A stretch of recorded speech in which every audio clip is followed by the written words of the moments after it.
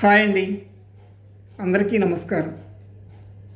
ఈ వీడియో ద్వారా జీవహింస మూఢనమ్మకాల గురించి కొన్ని జీవిత సత్యాలను తెలుసుకుందాం. ఈ వీడియోను అందరికీ షేర్ చేయండి.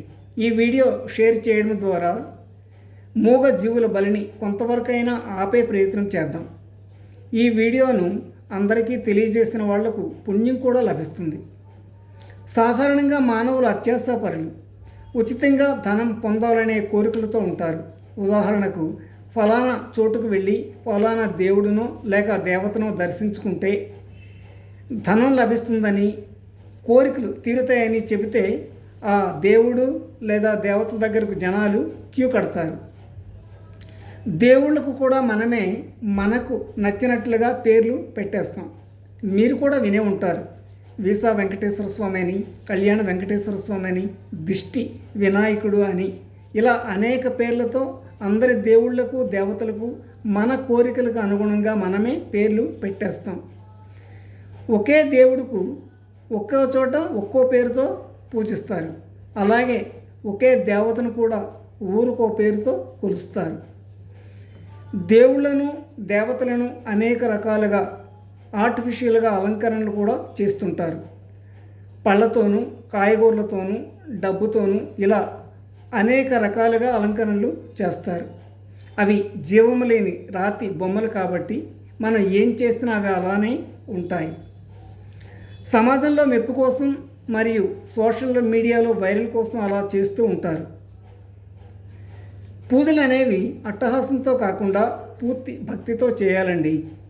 దేవుడిపై నమ్మకం ఉంచి భక్తితో ఒక పుష్పం, ఒక పత్రం, కొంచెం నీరు ఇచ్చినా చాలు. పూజ అనేది ఒక యోగ ప్రక్రియ. నిండు మనసుతో పూర్తి భక్తితో చేయాలి. దేవుని పూజలు, వ్రతాలు అనేవి మనలో ఉన్న అజ్ఞానాన్ని, మూఢనమ్మకాలని పోగొట్టడానికి మరియు మన మనసులో కలుగుతున్న కోరికలను నియంత్రించడానికి, అంతేగాని ఆ భగవంతుడి ముందర మన కోరికల చిట్ట చదవడానికి కాదండి. సృష్టిలో ఏ లోపము లేదండి. మానవుని దృష్టిలోనే లోపమంతా ఉంది.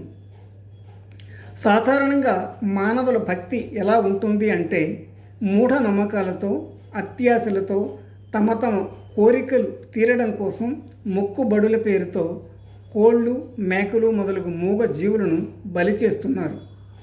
ఈ సృష్టిలో అన్ని జీవరాశులు ఆ ఆది పరాశక్తి యొక్క బిడ్డలే. ఏ తల్లైనా తన బిడ్డల్ని తనే బలి కోరుతుందా? బాగా ఆలోచించండి. అసలు మూగజీవుల్ని బలి చేసే అధికారం మానవులకు ఎవరిచ్చారండి? కోరికలు తీరుతాయన్న మూఢనమ్మకాలతో కులదేవతలంటూ అమ్మవార్ల పేరుతో దయచేసి మూగజీవుల్ని బలి చేయకండి. మూగజీవుల్ని బలిగా ఇవ్వడం మహాపాపమని తెలుసుకోండి. మానవులు తమ కోరికలు తీరడం కోసం రాళ్ళను పూజిస్తారు, మూగజీవుల్ని బలి ఇస్తారు. మనుషులకు పుణ్యం కావాలి, కానీ ధర్మ మార్గంలో నడవరు, పుణ్యకార్యాలు చేయరు. పాపం వద్దు అనుకుంటారు, కానీ పాపకార్యాలు చేస్తూ ఉంటారు.